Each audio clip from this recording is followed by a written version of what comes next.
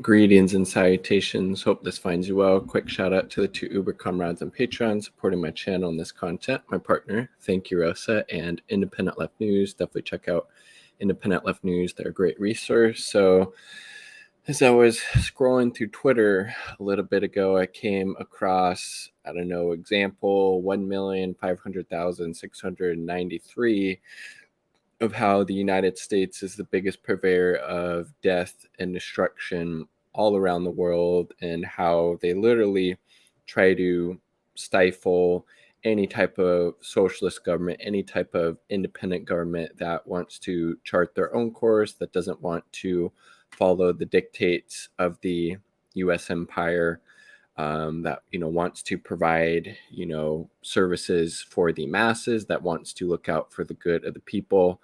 U.S. empire can't stand that. And this example has to do with Venezuela. Again, the United States has been sanctioning Venezuela. What is it, since 2017, 18? This was instituted under Trump. Correct me if I'm wrong, but the sanctions that were started under the Trump administration against Venezuela haven't been relaxed, haven't been eased at all, even though the sanctions on Venezuela have led to literally tens of thousands of people dying. And again, anytime the US places sanctions on a country, it is designed to literally make the living conditions there so horrible for people that it would institute some type of regime change that would be beneficial to the US government and corporate interests. And it obviously, the sanctions as form of economic siege warfare impacts the most vulnerable and marginalized people, whether it's in Venezuela, Cuba, Nicaragua, North Korea, Syria, Iran. I'm probably missing some, but those are just the ones that came off the top of my head. So this is just, again, another example of the US being just a massive empire of death and destruction. So here you go. The US just blocked Venezuela from buying 13 million COVID vaccines. Portuguese bank Novo Banco, which is owned by a U.S. private equity firm, has blocked a payment from Venezuela to the Pan American Health Organization for over 13 million vaccines and 30 million medical syringes. I mean, Jesus Christ. And definitely give Breakthrough News a follow. Their coverage and analysis is excellent. They have a number of people on there, including Rania Kalik, Eugene Purveyor. I could be mispronouncing or misremembering their last name, but just really excellent analysis.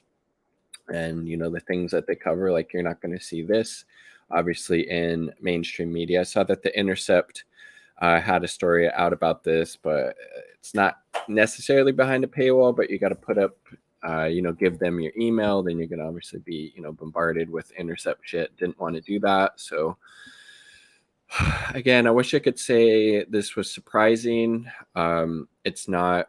Again, the United States has a long track record of, literally trying to, starve these countries, make the living conditions so horrible that these socialists, these left-leaning, these independent governments that want to chart their own course, just they want to make life there hell. And again, it's like the thing, if socialism doesn't work, if it's not a good thing, then why is the United States trying to, overthrow every successful socialist, leftist government across the world? This is just another example of that. I mean, Jesus, like, blocking them from buying COVID vaccines and medical syringes. Again, I wish I could say this was surprising. It's not. Still obviously deeply disgusting on every level.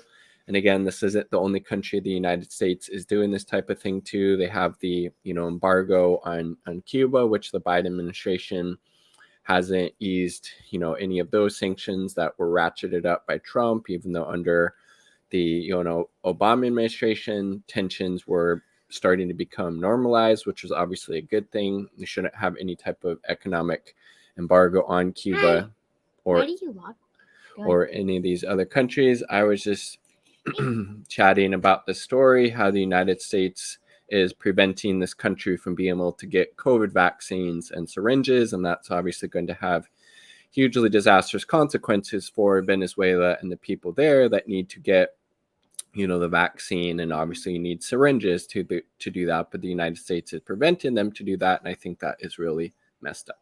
That's dumb. Yes, agreed. That is dumb. I couldn't have said it any better. That's dumb. It's cruel. It's fucked up on every level. The United States is the biggest purveyor of death and destruction in the world. That's why I think it's very problematic when you have people on the left, people who identify as socialist or communist, identifying as, American patriots, or thinking that,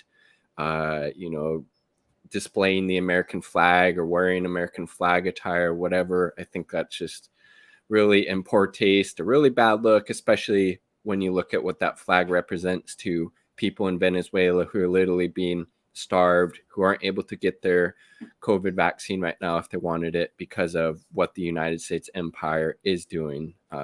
So anyways, wish I could say it's surprising. It's not. Like the video if you like the damn video. Subscribe for more content. I'll proud the people. Peace. Very dumb.